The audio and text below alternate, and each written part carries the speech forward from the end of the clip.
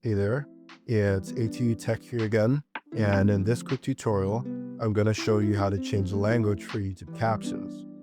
Now, if you don't know what captions are, they're the text that appears on the screen as a person or thing is speaking in a video. Alright, the first thing you need to do is to open up a YouTube video, and depending on what device you're watching from, whether or not it's a mobile, the video settings might be located either in the top right or the bottom right of the video. So top right for mobile and bottom right for desktop.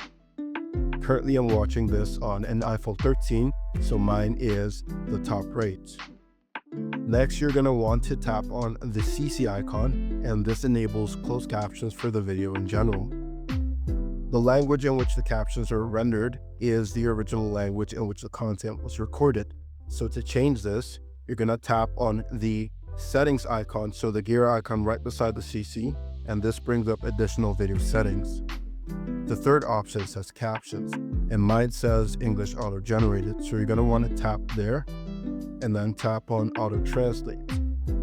This brings up a list of possible languages to translate your captions to, and for the purpose of this video I'm going to be picking French, so tap that, and as you can see the language has changed from English to French.